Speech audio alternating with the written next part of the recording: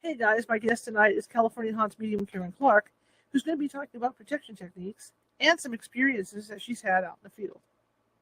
Join me in 5 minutes.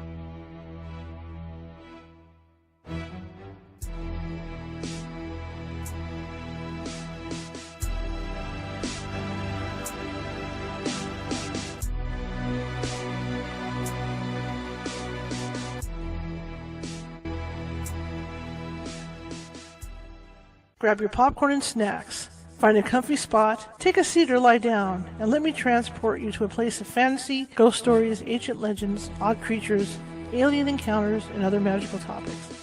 You may even decide to join the conversation.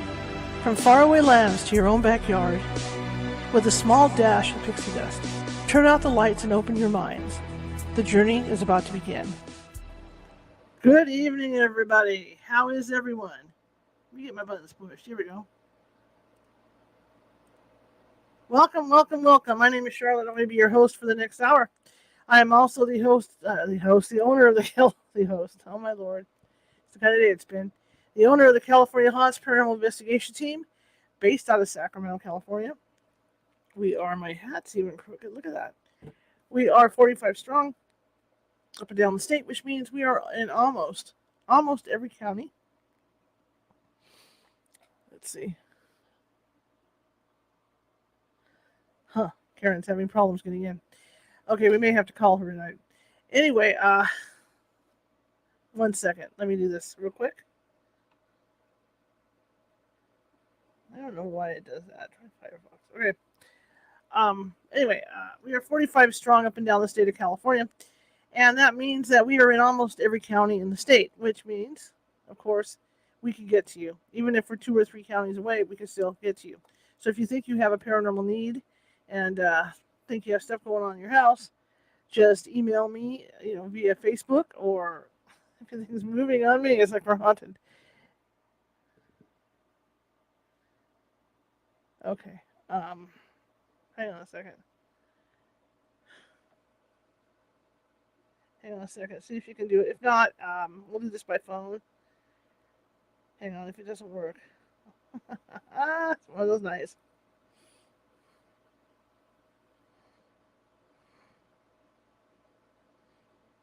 Give me a minute. Okay, anyway. We'll give her a couple minutes. She's having trouble getting it through Chrome, so she's going to try Firefox. Anyhow, the way to get a hold of us is through CaliforniaHaunts.org or CaliforniaHauntsRadio.com, or you can find me on Facebook. I have an open account, a non-private account on Facebook. You can get me, or look us up at California Haunts on Facebook. There's a couple of public pages there, or California Haunts Ghostly Events. So there's all kinds of ways to get a hold of us if you think you might have a paranormal issue going on. So it's, like I said, it's fairly easy to get a hold of us. And then from there, I'll talk to you on the phone. You can have a nice little chat with me. And, okay, I'm going to have to call her on the phone. So anyway, tonight, we'll just cut to the chase.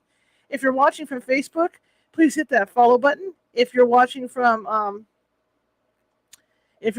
TikTok, please hit that follow button. If you're watching from Twitch, please hit that follow button. And follow us up, because we have over 300 videos on our YouTube site, and I think there's a little bit of something for everybody.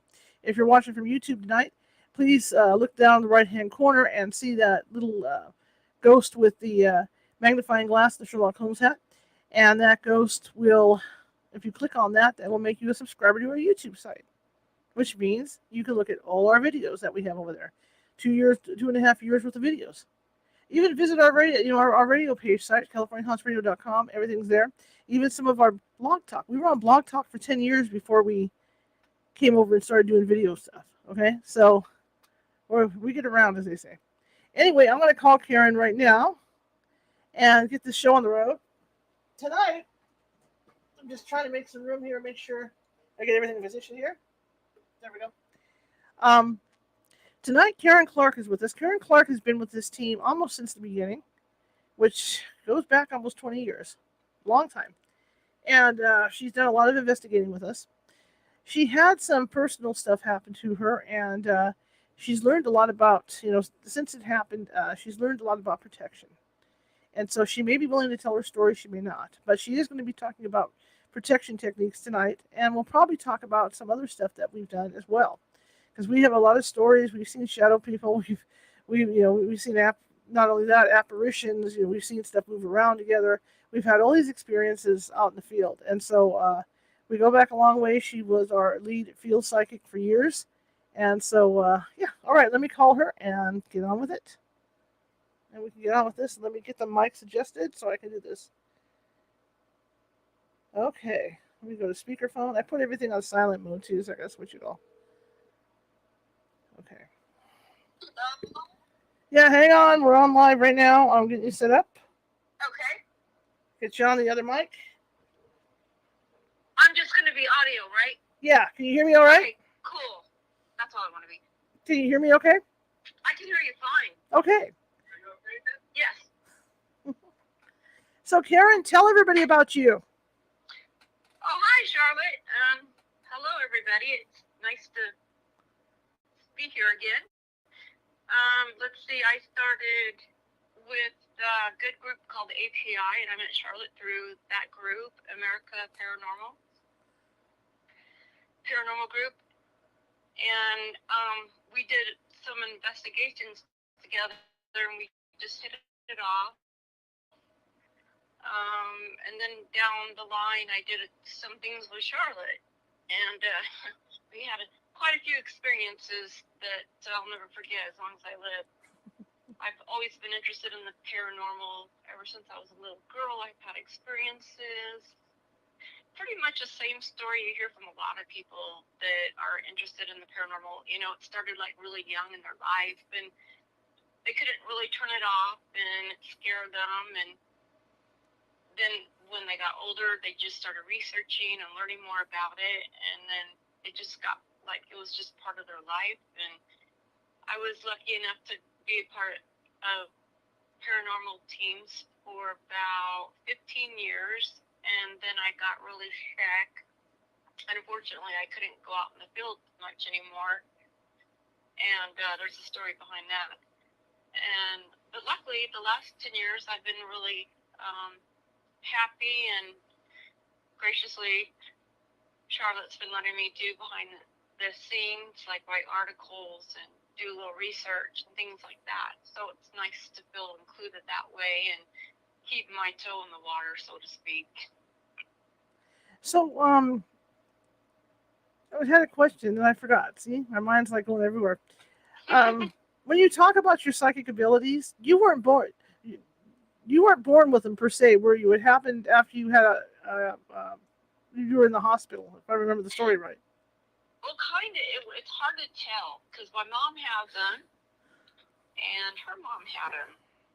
As far as I know, that's kind of been transferred down the line. Mm-hmm. But when I was 4, I remember swimming out in the ocean, and I had an experience where I saw a woman standing above me, and she had like long, flowy hair, and just a beautiful woman. And she said, "Go back now, go back now." I don't know if I drowned, if I was close to drowning, but ever since that experience, it's just things opened up for me. And then I had another out-of-body experience when I was in my young 20s, and that was quite something else. I started feeling myself come out of my body, and I don't know if anybody else has experienced this, but it feels like a freight train is going inside of you and coming out of you. It just felt like this huge pull, and I popped out. At that time, my best friend was shot in the neck. It was a case of mistaken identity, and she was paralyzed from the neck down. She was a quadriplegic. I was really depressed over that, and I told God, I said, "God, I'm so depressed. I don't know if I want to go on anymore. My best friend's, a quadriplegic, and I was having a really hard time in my life." I was about maybe 19, 20 this time, long time ago. And that's when I went to sleep. I didn't take any drugs. I wasn't drinking alcohol. Wasn't on any medications. It was all natural.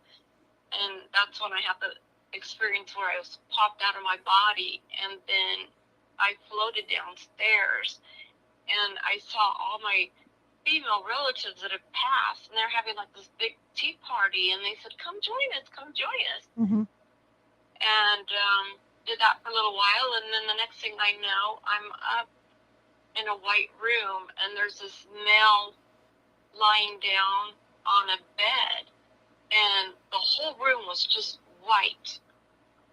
And I knew the person, the man lying down on this bed, was going to be my future husband or partner, but I couldn't see the face. Mm-hmm. He was long, kind of lean, with dark wavy hair, and it confused me because at that time I was going out with another guy. It didn't look like that at all.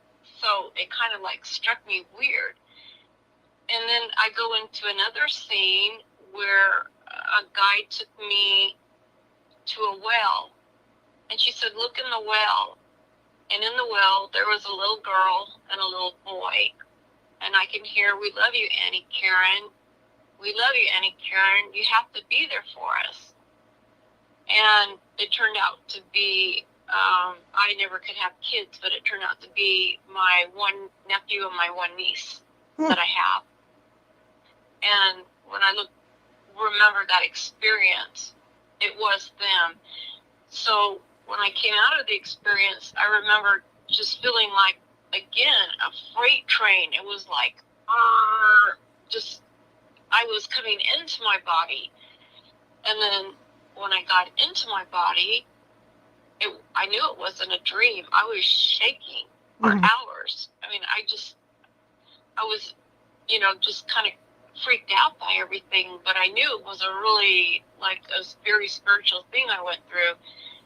And I didn't belong to any church or synagogue or anything like that. So I ended up calling a priest, a rabbi, and a minister, and all these people, and talking to them about my experience I had, because I had to talk to somebody. What is this about? What happened to me? And they all said it was like probably you had a very spiritual experience related to your girlfriend, and that God wanted to show you that you had reason to live and to be on earth. And it's not like I committed suicide. And again, I didn't take any medication or drugs. I didn't drink. It just happened all naturally. So after that experience, my whole life changed. And it turned out when I started wearing watches, I became a nurse, and I worked in surgery for 6-7 years. And in the OR, I couldn't even wear a watch, because every time I wore a watch, it would stop working after maybe a day or two. I would take it to Sears back in the old days when they would fix a watch. They would fix it, no charge, here you go. And then I go back to work, and it would conk out again. And then every watch I got after that did the same thing. It would just burn out on me. Later in my career, I became a nurse case manager, coordinator, and I would work with computers. And every time I was on a computer, it would work for maybe a month, and the computer would just like blow up. It would stop working. And so the IT department had to keep refurnishing more and more computers, and it became a big joke. Like, what are you doing to our computers? Well, it turns out I think my magnetic force, whatever happened to me, it just changed my whole molecular part of my body, where I just burned, like electrical things didn't work right around me for my whole entire life. And to this day, I have to be really careful, that I don't get shocked or whatever. There's a lot of stories you hear from different psychics like that, where I've walked by streetlights like at night, and they've gone out as I'm walking by them, where I'm blowing out lights. I know another psychic that will walk into a supermarket or walk into a mall or something and blow the power out, in the stores. Yeah, I've heard those stories too. I remember you telling me about that too. It's freaky. It is. It's something with the EMF that I don't know if it's well. I'm not a scientist, but I know there's a certain amount of EMF that psychics can emit. And maybe that affects it. And Yeah, things they like say that life after death experiences can create a different field. Yes. Electronic magnetic field. Or just having a real profound life experience can change your whole body around. Yes. Yeah. Yeah. It's crazy. And, you know, a lot of astrophysicists and people who are scientists are kind of like string theory and all that, you know, Right. mechanic physics and all that stuff that they're really starting to dive into that to see, you know, what's happening. You know, Absolutely. there's some correlation to it, I believe. Now let me ask you. You know, when I teach my psychic development classes, I try to tell people that different psychics see different things. You know, they have different abilities. Now I know you can channel people, but when you get messages, do you see who you're talking to, or do you just hear the voices in your head? Sometimes it depends. Sometimes I can see a face, I can see a figure. Most of the time, it's like it's a blank screen, and I can see a scene being played out, Mm-hmm. and I can actually hear or sense the message that they're giving me. Like if they're telling me that there was like a basketball involved or something, Mm-hmm. I would see a scene of somebody playing a basketball game. And then other times I'll hear them say short messages to me. And what I'll do is I'll just go ahead and repeat what I hear without trying to put any thought process into what I'm saying. Mm-hmm. Because I find that when I don't analyze what's coming to me and I just say what's coming through me, that's when the person, the recipient, or the person I'm reading for gets a better read when I'm not actually trying to analyze what I'm saying. Because a lot of times what's coming through me, I have no idea why I'm saying it. And Mm-hmm. it's not for me to know. I'm just being used as a conduit Mm-hmm. for spirit to come through to the other person. And it's something that I've learned I have to be really careful about doing, you know. Right. Right. Um, when you see stuff, do you see it quickly, or does it slow down for you, or how's that work? I think it depends on the person I'm reading for Mm-hmm. and the spirit that I'm trying to connect with. Mm-hmm. Sometimes it'll come in right away. Sometimes it'll start hawking me. It'll start like clawing at me before I even see the client, because they know that I'm going to try to contact with them. Right. So they're like one step ahead of me. Other times it's like pulling teeth, and they're not ready to really talk yet, or you sense there's a lot of shame, or there's just a feeling they're not really ready to say their piece quite yet, or you feel like they're kind of like stuck in between different dimensions. Okay.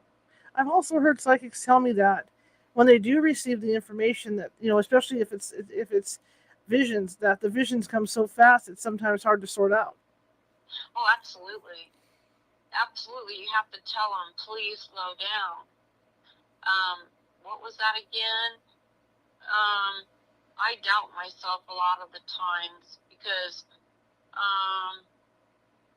I want to make sure that I'm picking up on the right thing. Mm-hmm. But like I said, what I've had to learn to do is not analyze it too much and just say what comes naturally through me. And sometimes I don't really pick up on anything at all. And I think all of us have this ability. The problem is, as you know, it's become quite a big thing in the entertainment world. Mm-hmm. And there's a lot of people out there that claim they have this gift that I think, they get their information from the internet or social media. There's so many ways you can now research people's past. Mm-hmm. And that's kind of like I like to read for strangers. Like when we go do the events at the old hotels, and we have a seance, or people want to just ask questions. I've never met them before. That's when I seem to do the best. It's like when I'm with somebody that I've never met before. A lot of times spirit will come through me the best at that time. And there's no way I can do research on them because I've never met them before. Right. And believe me, guys, we do not put any kind of device in Karen's ear. We don't do that stuff. We're not giving her little messages about people. It's not our gig. It's all natural for Karen when we're out in the field like that. The other question I have is I have seen you channel people. And I'm just wondering, do you have to, I've never really asked you this question before, but do you have to prepare yourself in any way to do that? You should. I've learned that the hard way. It doesn't have to take it doesn't have to be a long process, but it's important to ground yourself, to call in your spirit guides, your angels, whatever you call on. Call in your protectors, call in your ancestors, your elders, whoever you feel comfortable, and most importantly, if you believe in a creator, call in God, the Great Spirit, whatever, Buddha, whatever the God is to you, call that source in for protection, and tell them this is all for good intent. And if they know it's for good intent, they will definitely help you connect. I truly believe that. One of the topics we had planned for tonight is protection. You went through, you don't have to talk about it if you're uncomfortable with it. You went through personally something that attached to you. Oh, yeah. And, if you feel uncomfortable about it, because I don't want it to come get you either. If you feel you're protected enough. I feel okay. Okay. Can you explain that? You don't have to give the sort of details of how and why, but, just the basics. Sure. My sister, who would be now 50, 10 years ago, I'll preface, she was bipolar, and her disease went into schizoaffective disease, and she wasn't medicated right. I don't know if it was she refused to take the medications or she just wasn't given the right medications, but something disconnected happened there, and she lived in San Francisco, had a great life. She worked for one of the top firms, a law firm. She went to the Art Institute, became a really known artist in the San Francisco community. She hung around with like a lot of, the social class people, unlike me. And she had a really good life, but she had that disease that overtook her brain. I say it murders people, And when she became schizoaffective, she went outside and poured gasoline on her and lit herself on fire. Some guy came by on his bike and tried to take the fire out, but she screamed, "Let me die, let me die." Because I think whatever pain she was suffering from inside, she just wanted to be released from that pain. So at that time, both of my parents were alive, and my other sister, and we went into her apartment, and I went in first, and we saw a shrine set up. She was Buddhist, but she had a book out to offering herself to the monks, and then in her kitchen, she had bags upon bags upon bags with garbage, because she had to take her garbage downstairs into a deep garage. And I remember her telling me years ago, before she took her life, that she felt that there was something not good down in the basement. And it really freaked her out to go down there alone. Now, I don't know if that was her mental illness back then talking, or if there really was something in there that wasn't good. And then moving forward, after we went to her apartment to clean her apartment out after she passed away, I got to do a great shout out to San Francisco Burn Unit. They were really good to her family, and there's just no way she could have lived. She was burnt from head to toe, and her kidneys, gave out that night. So a day or two later, we went back to her flat, and she lived in a beautiful place. But it was so horrible cleaning out her place. It was so wretching. It was so painful. And at that time, I didn't realize it, but I had a grapefruit-sized tumor growing inside of me in my abdomen. That I know what was happening then, but I didn't know what was happening at that time. And I decided to clean out her closet. So cleaning out her closet, I opened it up, and she had white t-shirts that were just piled on top of each other up to the ceiling, and that wasn't my sister. My sister was a neat pin. I mean, she had the nicest furniture, and everything was crisp, and everything had its place. So I knew that something was terribly wrong, the time she killed herself, took her life. Right. While I was in her, cleaning out her closet, I was going through all these t-shirts, and we were pulling out outfits. She had beautiful clothes that we were donating to women that needed them to go for interview for jobs, women in shelters and that kind of thing. We were donating all her clothes to. Well, as I was going through her white clothes, I felt something punch me really, really hard in the stomach.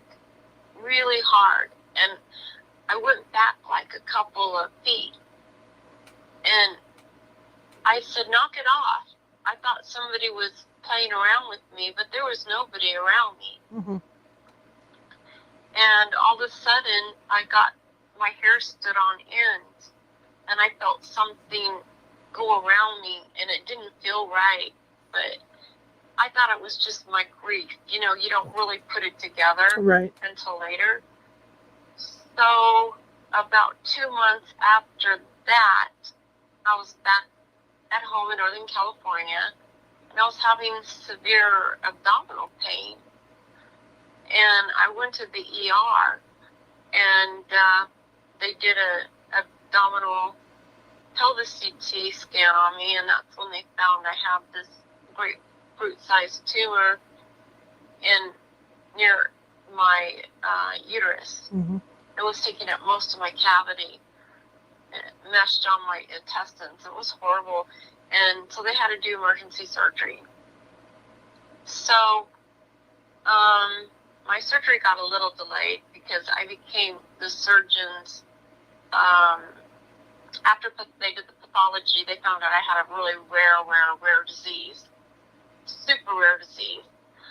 And from the biopsy they did on my tumor before they did surgery. So the surgery happened, and unfortunately, I don't know what happened, but I was never the same after surgery. I had a lot of bowel problems, and to this day I'm disabled from it. The other thing that happened is because of all the injury, that caused other things to manifest, other diseases come out and be expressed. And one of them was I was diagnosed with a very rare congenital indigenous disease that expressed itself through my being injured. And so now I have to take certain enzymes. I can't eat any sugar. It's horrible. And then the weird thing about all this is that at this point I was diagnosed with 2 extremely rare diseases, where only 8,000 people in America have this one disease I have. And then Castleman, there's more people that have that disease, but it's still considered rare. they did all the testing, and I came up negative for Crohn's disease. I came up negative for celiac, negative for an ileus, negative for, all your major, like I had no diverticulitis. It was like all the major enteric diseases that you can get, I came up negative for. Mm-hmm. So the doctors are really puzzled that all this disease that I was becoming positive for, they couldn't figure out why. Mm-hmm. What was happening. There was never an explanation. And you know how sometimes the medical community is. I turned out to be a middle-aged woman who was depressed over my sister's suicide. Right. And that's why I created these diseases got created, which I felt was a little unfair for me to be stereotyped like that. Right. But that's a lot of times what doctors will do when they can't come up with a prognosis or that something that can be explained. Whereas if I was diagnosed with like Crohn's disease, well, that's not a common thing, but it certainly is a lot more common than the other rare diseases that I was diagnosed with. Right. And to put it all together, I think when I look back, I was really being sick at the time and not protecting myself and going into an environment where there was a lot of negativity. My sister was a very positive person, and I believe she's in heaven. I mean, she it's not her fault that she had this disease. Right. She's always was a beautiful soul, but unfortunately, I think there was some negativity stuck in that place from whatever she had. And I think it attached itself to me, and it took years and years for me to get it released, but it's fully released now. It used to I be. don't doubt it for a minute. To give you guys an idea, and one of the rules we have as a paranormal team is that if you're not feeling good, or if you're pregnant even, we don't let you go out on cases at all, because you're weakened, and that's when something negative will find that weakness and attach itself to you. But Caren didn't know she was weakened at the time because she didn't know she was carrying this tumor. The other thing is that, you guys, for the non-believers in all this, thinking that it's a crock and it's a hokey. Monica Funk and Monica was my second in command with the team. We talk about Caren because we were really concerned about Caren. So there were times when we would talk back and forth about maybe something dark had attached itself to Caren. Well, the problem was every time we talked about it, something would happen to Caren. Yeah. And so after a while, we stopped discussing it in the open, and we stopped discussing it together because it scared us. I mean, Monica would come here for a visit. We'd be sitting over the barbecue talking about stuff, and then the next day we'd find out Caren was back in the hospital. Yes. So it was scary. Yeah. Finally, I can truly say that I'm okay.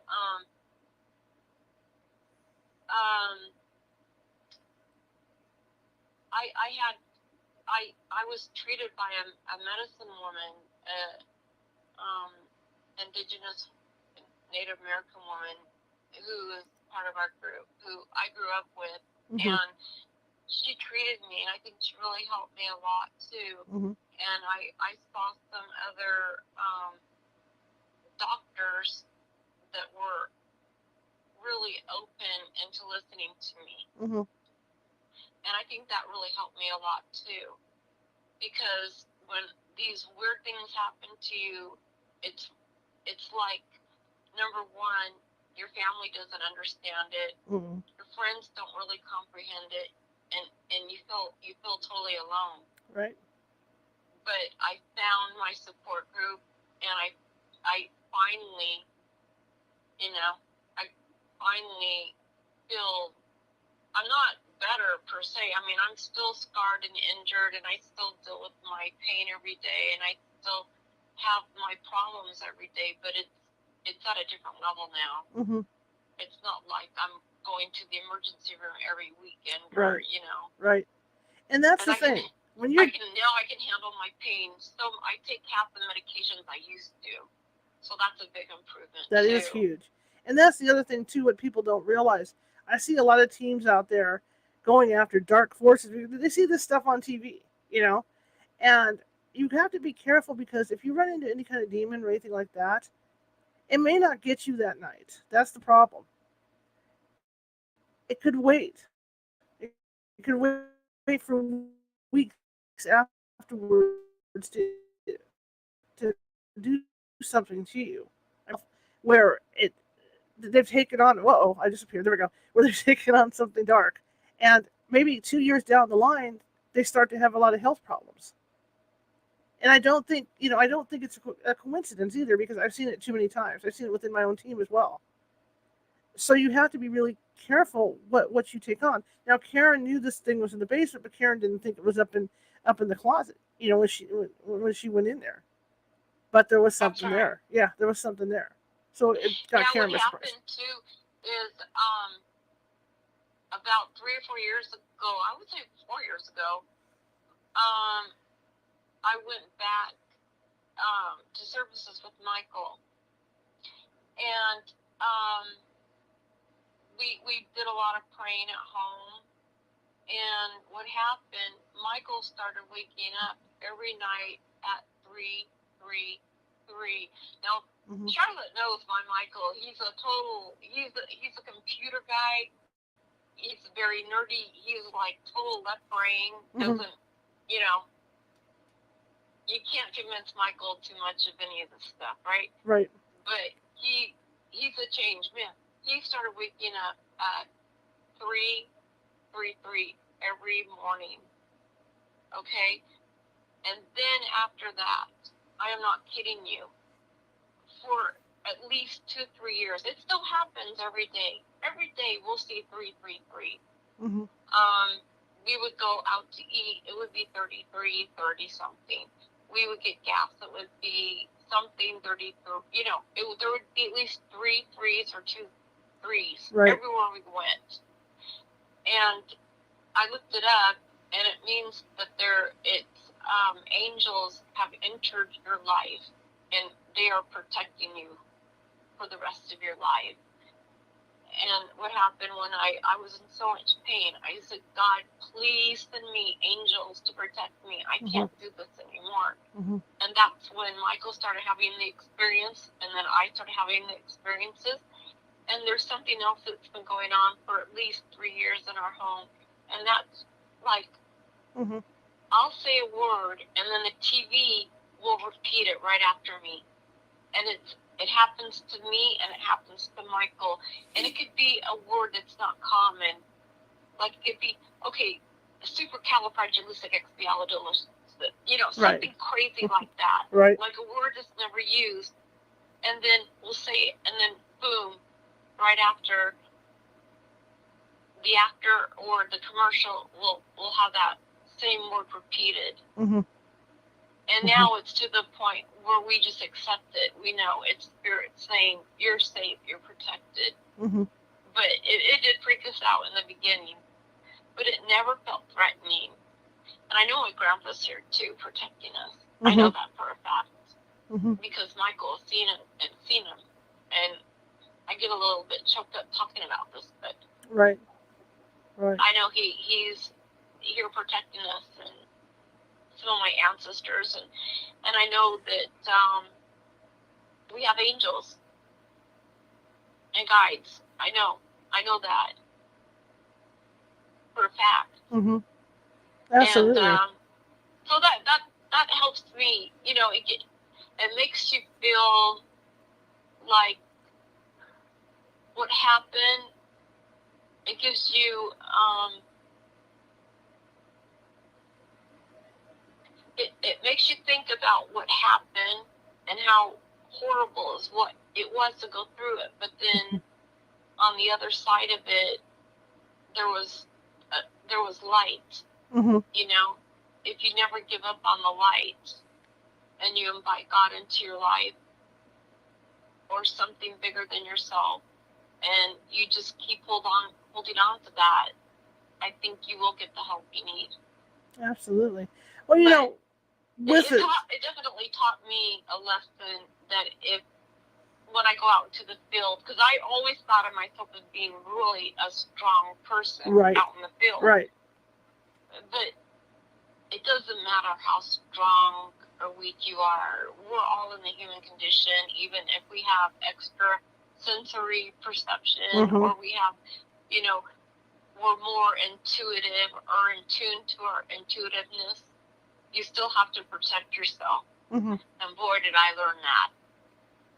You know, and like I said, I know it probably sounds like the sicknesses and all this probably sound like coincidence, but after a while, like I said, when you get to the point where like Monica and I, like I said, would have these conversations and talk about Caren, and then she'd be sick the next day, like this thing, whatever it is, was listening, and it would take it out on Caren right away because we were talking about it.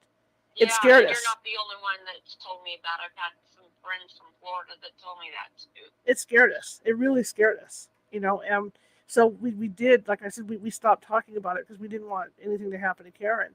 But it can happen. I mean, you could think you're that's why there's a lot of people that go into paranormal investigating really arrogantly to where they think that nothing can touch them.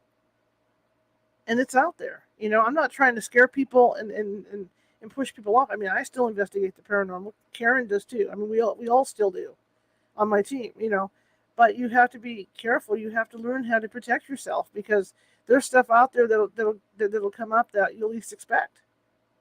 It may not even be a demon, like Nancy Mass likes to say. It could be a ghost. The person that's gone insane is a ghost.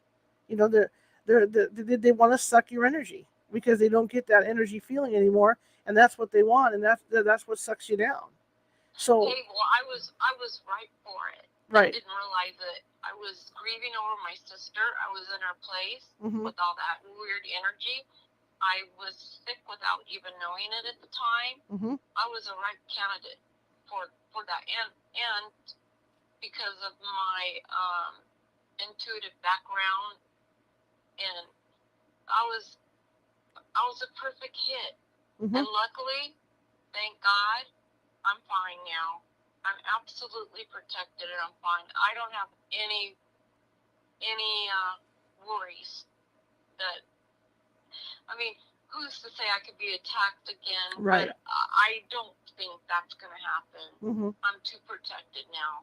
Now, when you talk about protection, because that's what we wanted to talk about tonight primarily, what are we talking about? How did you manage? You called in your angels and stuff, but did you end up using any types of other protection? Yeah, I used, well, I really think the medicine woman, Ethel, helped me a lot. She would come over like once a week and she would do treatments on me.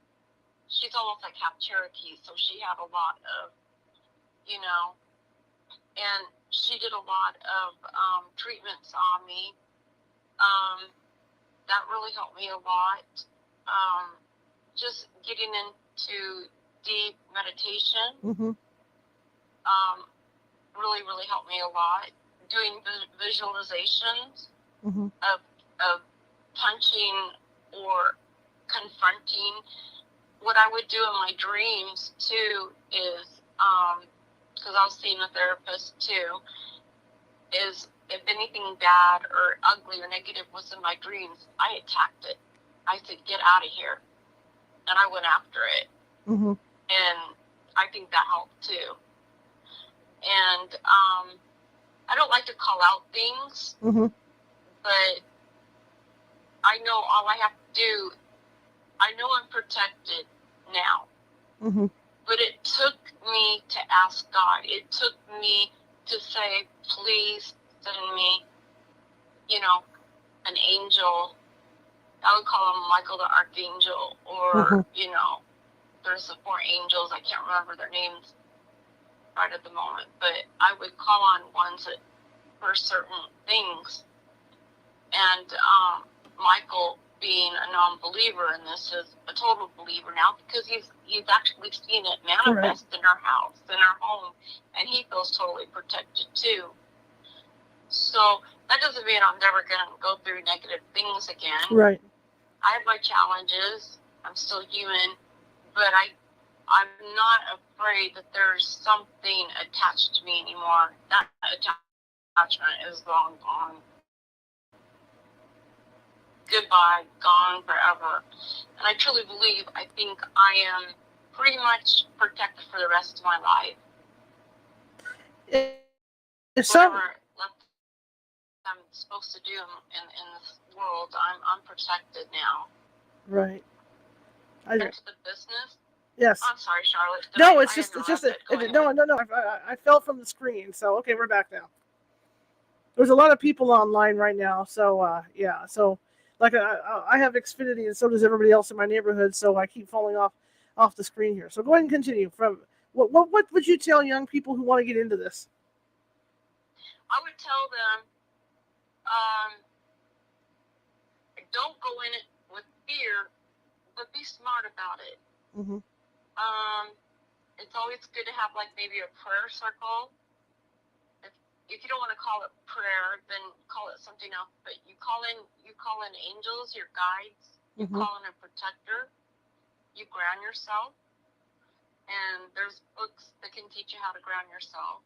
It's not really hard, but it's so important that you don't miss these steps before you go into that, especially at like a residential home that are a lot of times more prone to negativity. Mm-hmm.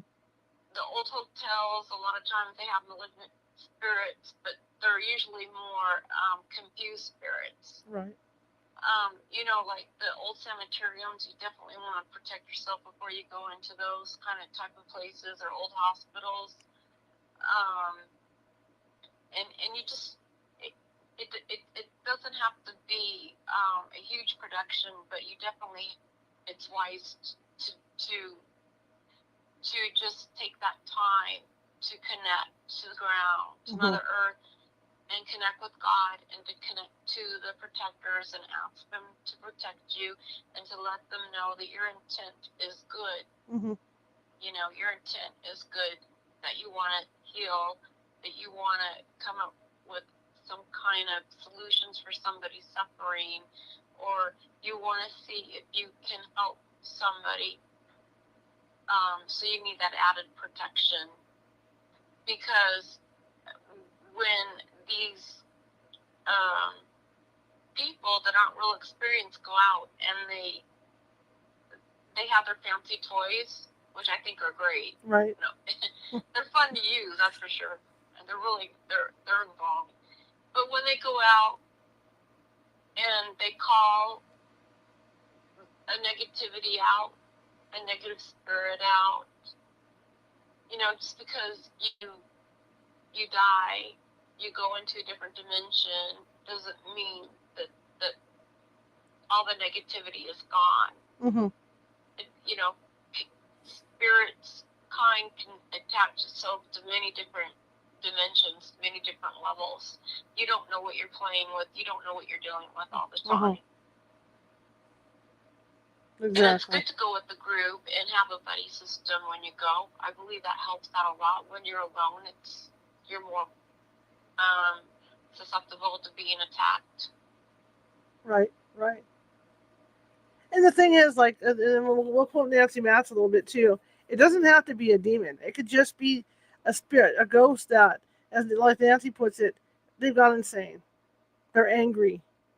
They're just angry, and they have all that energy, and they want to grab a hold of you because they want to feel your energy, and that's where it starts. So it doesn't necessarily have to be called a demon either.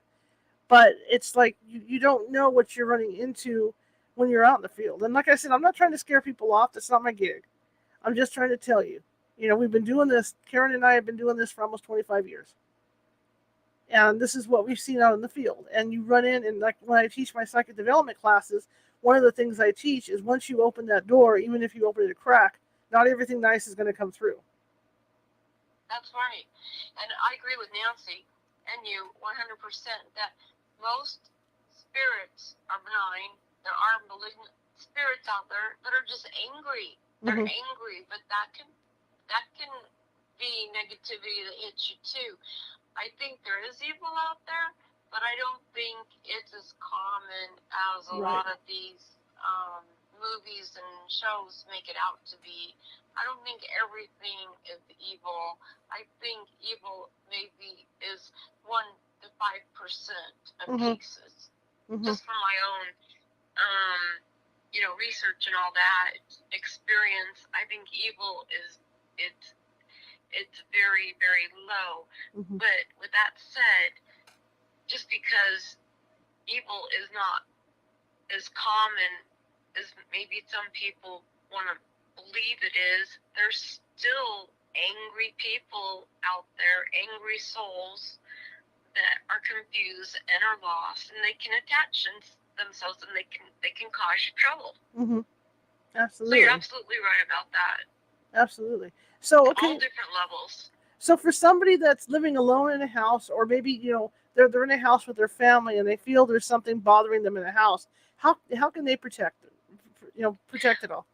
There's all different things that people can do depending on like their what their culture is. I don't think there's any one way that is the right way. It's the intent the person puts behind it and the love they put in behind, a loving God. So like maybe if you look like the Romans or the Greeks have their own way of doing it, and the Egyptians had another way of doing it, and people from the lost, the people from the Mayan and the Incas,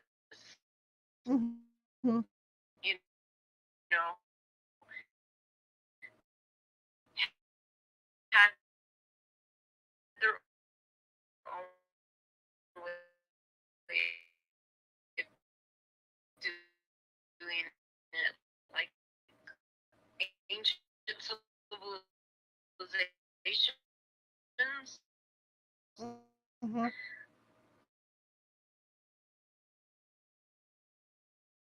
Saging a house, and when you sage it, I'm not an expert at it, but when you sage, you just want to put good intent behind it and call in your guides, and say, and seal it off to anything negative coming in, and really mean it. Right. You got to put your intent behind it. Right. Prayer, meditation, even just being lighthearted sometimes, like being with a group of people in a room full of laughter, believe it or not, I think that can ward off negativity too. Just Absolutely. People that are in a good mood, being in a good place or being content. That whatever, like if having a hot bath makes you feel really content, and some Epsom salts that smell really great, and that in itself can be really calming and can keep negativity out.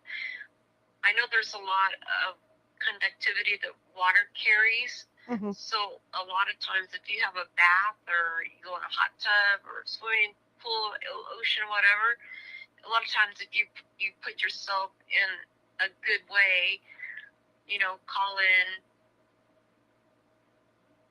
your protectors, angels or guides. When you're in water, sometimes that can work real effectively because water is a conduit that really works fast to cleanse your body, to purify your body, and to bring positive into your body.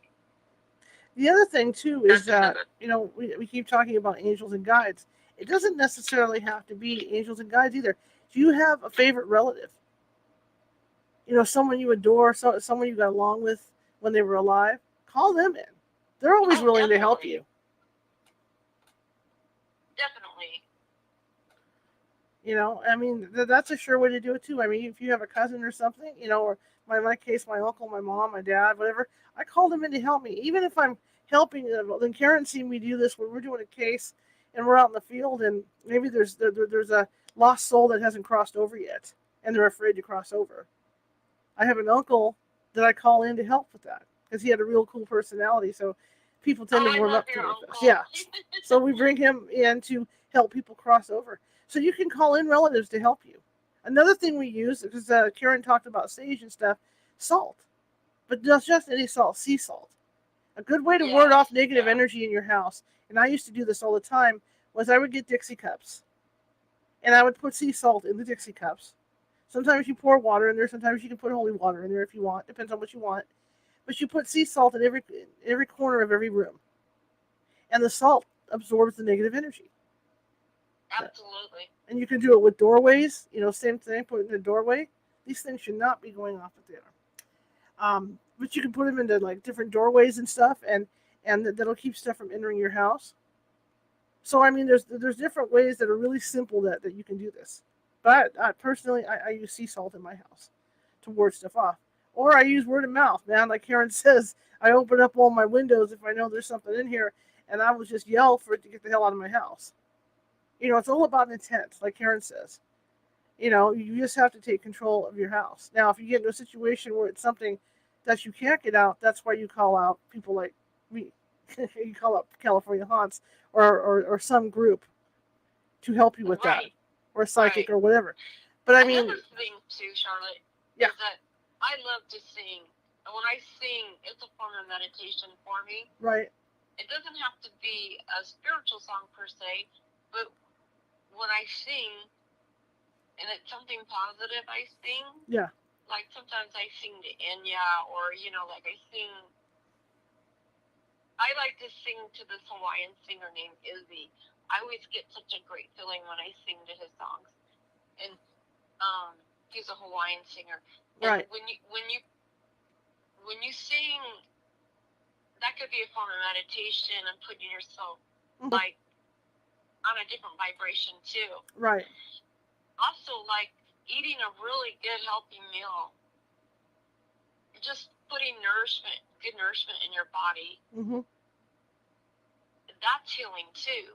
right, Believe it or not, if you put good stuff in your body and you eat right, that can be a big source of health for your cells. right. And the stronger your body is, the stronger it's going to repel negative forces. Absolutely. There's a question in here about wearing a Saint Benedict medal. Oh, of course, of course. I wear a blessed one. you know, and it's whatever makes you feel. You'd be surprised. Medals like maybe you have a memento from your mother or a memento from your cousin or something. Whatever makes you feel good. Whatever makes you feel like it's protecting. That's going to help. Oh, definitely. So Like you said, there's not one way to do it. right. It depends on your culture, your background, Mm-hmm. your family. It's what feels good to you, and it all comes down to what is your intent is. If your intent is good, and you call in a power higher than yourself, you're most likely you're gonna get results. Right. Right. Now, one of my favorite secrets that I teach in my development classes, and I'll do a quickie for you. Quickie, that sounds terrible. Do a quickie for you guys. Is if you're sitting in your room, spread your arms out real wide. I can't do it in here because the mic's in the way. But spread your arms out real wide. Open your hands, and I want you to bring your hands together really slow, really slow.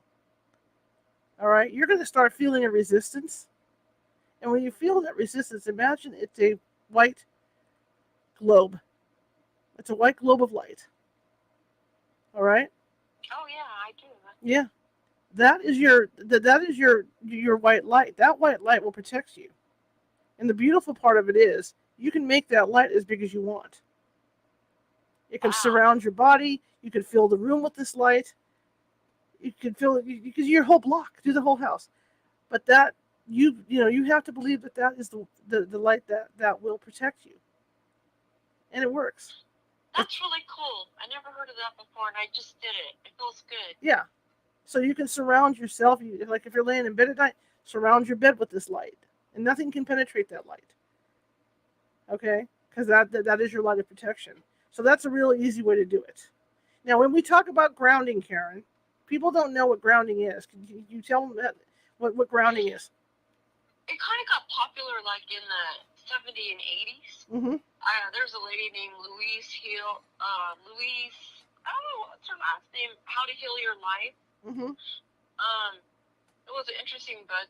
There's a lot of books that basically what grounding is that how I do it is I picture this positive energy going from the top of my head all the way down the middle of my body and through both of my legs and down my feet and connect to the ground and grow roots down on earth, so you're firmly planted on earth, so that way you don't feel like you're gonna be knocked around. Right. And if you believe in chakras, it's supposed to stabilize your chakras. Mm-hmm. But basically what it does for me, when I picture myself and I ground myself down to the earth, I'm one with the earth, and it makes me feel like I'm more protected that way. I'm grounded.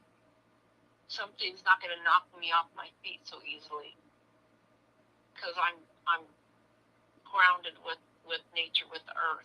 Right. You can even do that and imagine your feet. Now that you have the roots coming out from your feet, imagine your feet connected to the roots of a tree to keep yourself down even more. Because that's a common thing that psychics do when they're out in the field. They will ground before they even begin to do any kind of work. So there's ways you can do it. I mean, it's not expensive.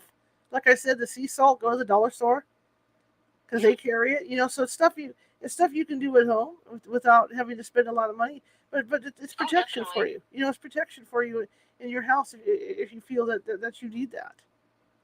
But like Caren says, I just remembered the name, Louise Hay. Yeah. Heal Your Life. There it is. It's right there. Yeah. Jerry's got it in the chat room too. But yeah, so I mean, like Caren says, it is part of it. In fact, Nancy and I talked about this last Friday. I think we talked about attitude, and your disposition about attracting negative stuff. I think Nancy and I talked about this. So I mean, was fascinating. Yeah. So I mean, there's stuff you can do that's real simple at home. And you can get into all this burning sage and all this other stuff if you want to get into it. But I mean, there's just like I said, the sea salt. There's just simple stuff you can do to protect. Especially people getting into investigating for the first time. I can't reiterate enough. If you're new to it, I'm not saying go in with fear. Right. But be wise about it. Be prudent about it. Don't just, it's supposed to be fun. There's a fun element to it. It doesn't have to be all serious and gloomy. I mean, when our group goes out, we laugh and have a good time. That's part of it too. It's a social event, but at the same time, just be aware and be sensitive that you're around unsettled beings, unsettled spirit, and just be respectful of that too. Yeah, absolutely. And Pamela, we don't always know what's buried beneath where we're standing. Right, exactly. And Pamela even said there's support groups out there online for people that might have psychic abilities or might be having issues. So there's places to go now. More so than there used to be. Than when we first started doing this all those years ago. When we first started doing this all those years ago, there were maybe 2 or 3 paranormal groups out there. That's before Ghost Hunters even started. So we started going out before the TV shows were out. Yeah. So I mean, it was a secret. Talk about people thinking you were nuts. Back then, nobody talked about it. It's not like it is now, where people really talk about this stuff. Unfortunately, some of the shows of course, they want the ratings to be high, so want to sensationalize their Right. shows, Right. and everything became about evil and the devil, which Right. I Right. disagree with. Absolutely. There are some bad cases out there, but they're not all like that. No, they're not all like that, you know. And the sad thing is that because of those shows, you know, when we do get calls, the majority of them are, I know I've got something dark in my house, blah, blah, blah, blah, blah. Just like, well, how do you know that? You know, not everything is dark. Not everything is That's dark. right. And it's just, it may seem scary, but it's not, you know. So that's our job, is to go out and look at that stuff. That's what we do. We go out and sort through it to see. It's so different than the shows. Yeah. 100% different. Yeah, it's 100% different. There's so much downtime you can't even believe. Yeah. Yeah, it's a lot different than what you would expect to see on TV. Caren, thank you for sharing your story with us. Oh, no problem. I appreciate Thank it. you for having me. I know it took a lot to talk about your story. By sharing, I can help others. Absolutely, absolutely. But it's great to talk to you, and we'll have to get you back on. Thank you, Charlotte. Really enjoy your show. All right. Well, thank you, and you have a good rest of the evening, okay? You too. Okay. I'll see you soon. All right, bye. All right, bye. Okay, well, that was Caren Clarke. She's a medium on our team, and like she says, she may not be out in the field with us, but she does do stuff behind the scenes with us. So, excuse me. Wow. So, I hope I hope you got something out of this.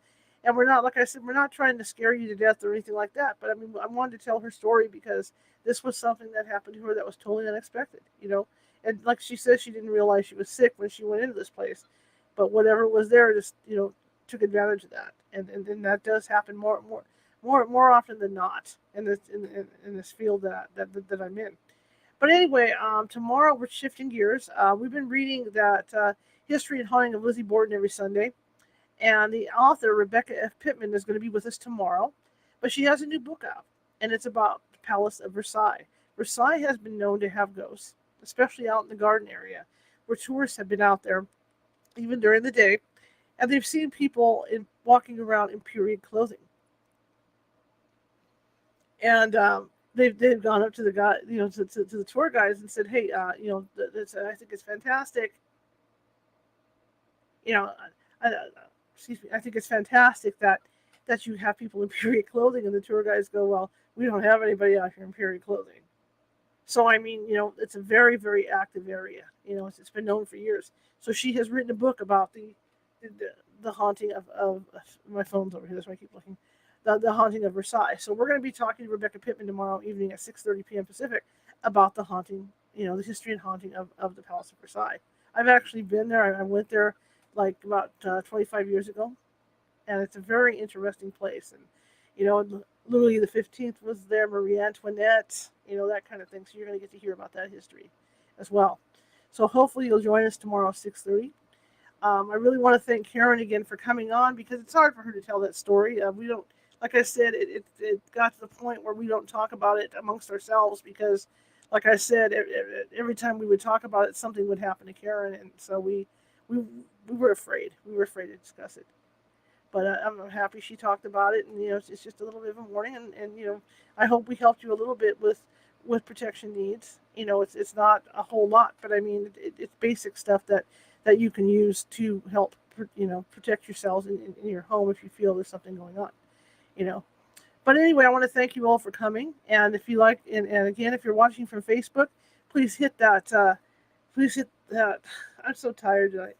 Um, I would say the like button. You can hit the like button. More likes the merrier, you know. But you know, join up with us. So hit that join button.